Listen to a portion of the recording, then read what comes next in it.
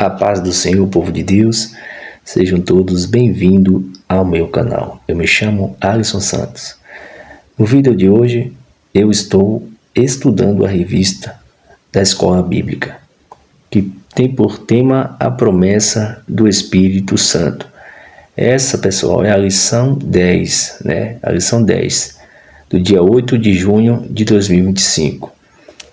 Bom, essa lição é uma lição bastante interessante e boa, né, para cada um dos irmãos e das irmãs.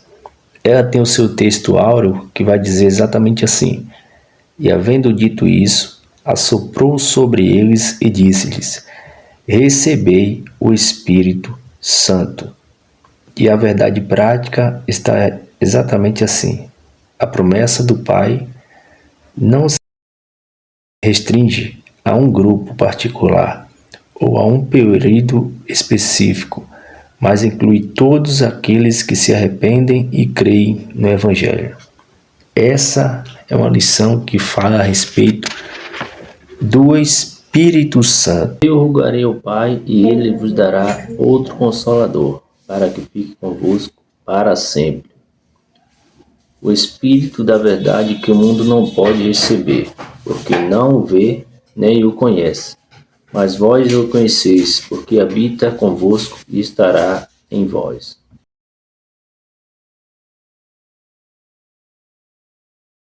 Que Jesus disse que nós não ficaríamos sós aqui, né?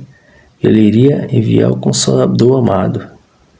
Ele não deixaria nós órfãos, né? Ele falou em João 14, 18, ele falou: não vos deixarei órfãos, voltarei para vós, né? Mas aquele Consolador, o Espírito Santo, que o Pai enviará em meu nome, vos ensinará todas as coisas e vos fará lembrar de tudo quanto vos tenho dito. E algo que me fez, né, ficar atento foi o tópico 1, no ponto 3, que vai dizer: quando Jesus morreu, os discípulos sentiram-se órfãos. Olha só, né? Jesus estava todo o tempo com aqueles discípulos, ensinavam eles, né? Eles viam tudo que Jesus fazia, que Jesus operava. E no momento da partida de Jesus, aqui na lição, vai dizer que quando Jesus morreu, os discípulos sentiram-se órfãos. Mas Jesus tinha falado para eles, né, que iria enviar o Consolador, o Espírito Santo. E muitas das vezes em nossas vidas, aqueles que não têm o Espírito Santo se sente órfãos, se sente desprotegido, se sente muitas vezes tristes, né? Mas Jesus, Ele está olhando para você, Ele está te chamando para fazer parte do rebanho dele, para fazer parte do chamado, da vontade de Deus. Ele quer chamar todos de filhinhos. Glória seja dada ao nome santo do Senhor. Vocês podem ver que aí eu estou, né, lendo a Escola Bíblica, a revista bíblica, e também indo, né, que a revista dá vários versículos, né, referência para a gente ler, né, na Bíblia Sagrada. E é bom sempre a gente estar lendo a revista bíblica e também com a Bíblia ao lado para buscar aqueles versículos. Aí meu filho aparece mais uma vez. Meu filho é uma bênção. Glórias a Deus. E é bom que ele vai escutando também, né, que eu vou lendo e vai aprendendo. Eu também vou ensinando ele dia após dia. Sempre quando ele vai dormir, eu falo para ele orar, ensino ele a orar, ensino ele a buscar a presença de Deus e faço perguntas para ele, ensino, né, também. João capítulo 20, e é isso. Versículo 22. Cada dia nós devemos crescer na graça e no conhecimento. E havendo dito de isso, Deus. assoprou Olha sobre só. ele o que vai dizer no E disse-lhes, tópico 2. recebei No o tópico 2 no Espírito ponto 1. Santo. João, capítulo 20, versículo 22. Olha o que vai dizer. É crucial considerarmos o contexto que envolve os versículos 21 e 22 do capítulo 20 de João. Nessa ocasião, o nosso Senhor apareceu ressuscitado e glorificado. A passagem bíblica, onde se encontram os versículos 21 e 22, começa no versículo 19. João 20, 19 ao 23, assim o cenário em que Jesus se apresenta, ressuscitado, com o corpo glorificado, remete tanto ao contexto anterior, capítulo 20, versículo 1 ao 20, como ao imediato, capítulo 20, do versículo 23 ao 31. O ponto 2. O sentido de assoprou sobre eles o Espírito. O capítulo 20 do Evangelho de João contém um versículo que gera diversas interpretações teológicas divergentes sobre o assoprou sobre eles, né? Está falando que há várias interpretações teológicas que divergem, né? Diferentes, quer dizer, sobre o assoprou sobre eles. No entanto, a Bíblia de Estudo Pentecostal oferece uma observação significativa sobre a interpretação deste versículo. Escuta bem, pessoal, porque isso aqui é uma explicação muito importante. Olha só, ela esclarece que a palavra grega traduzida como assoprar é infusão, a qual também aparece na versão grega da Bíblia, a Septuaginta, em Gênesis capítulo 2, versículo 7, significando fôlego de vida, e é utilizada em Ezequiel 37, versículo 9, no contexto de assoprar sobre os mortos para que vivam. Portanto, a expressão presente em João 20, versículo 22, sugere que o Espírito foi soprado, ou seja, sopro, né, para trazer nova vida.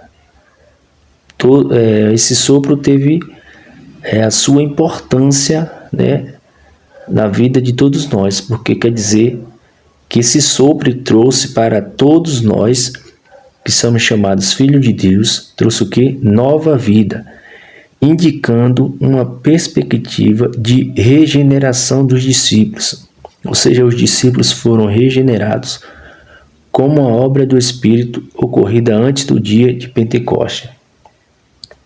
Todos nós precisamos cada dia ser moldados, né? Moldados pelo Senhor, dias após dias, porque enquanto estivermos aqui nessa terra, enquanto estivermos aqui batalhando dia após dia na presença de Deus, sabemos que vamos sofrer ataques. E esses ataques quem vai fazer é o nosso inimigo, o inimigo da nossa alma. Então, dia após dia, nós temos que estar revestidos das armaduras de Deus para que nós possamos suportar os dias maus, né? Suportar as diversidades da vida. Vocês podem ver aí que eu estou focado no texto, porque quando nós estudamos a revista A Escola Bíblica, quando nós estudamos essa revista, o que acontece? Quando tem a escola, né, bíblica, o domingo, que vai estar o professor explicando, nós vamos estar inteirados sobre aquele assunto. Porque muitas das vezes, nós às vezes não estudamos e chegamos no domingo, né, da escola bíblica, o que acontece?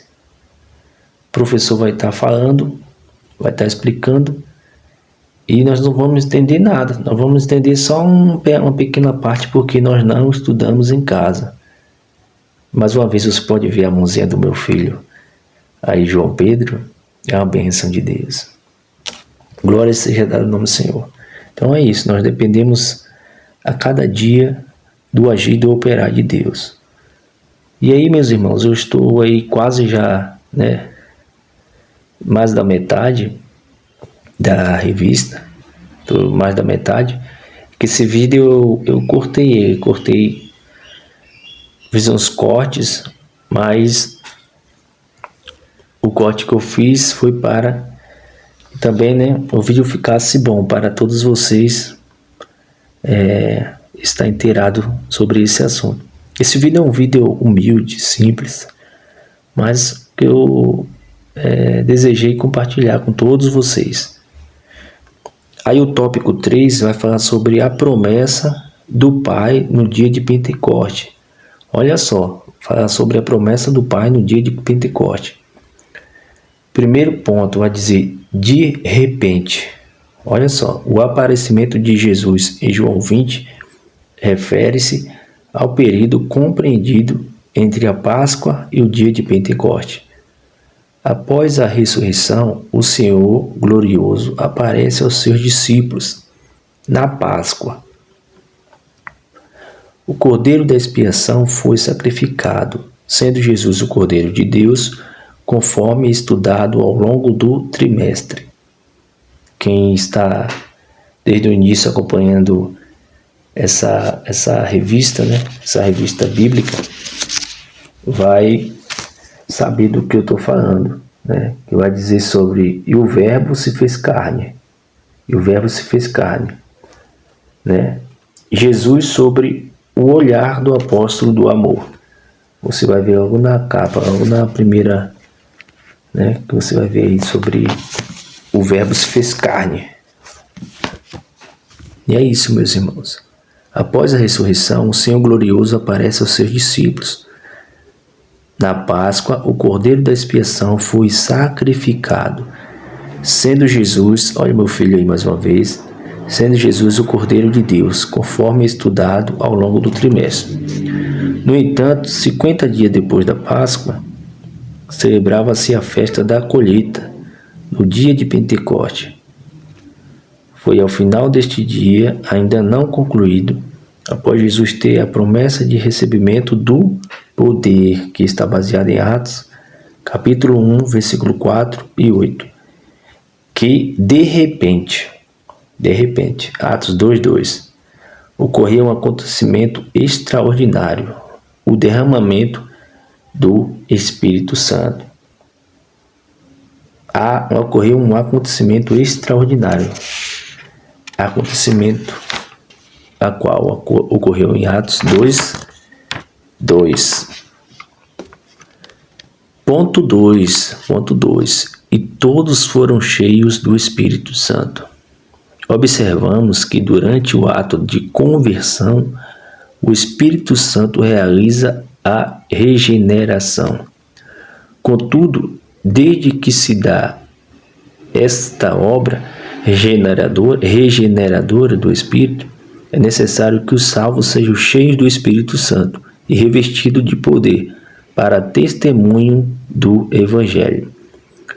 Assim sendo, especialmente no livro dos Atos dos Apóstolos, os teólogos associam ser cheios do Espírito ao batismo no Espírito Santo. Tá vendo? Os teólogos associam as duas coisas. Como descrito quando dizemos, todos foram cheios do Espírito Santo. E, consequentemente, começaram a falar em outras línguas, conforme o Espírito Santo lhes concedia que falassem. É isso, meus irmãos.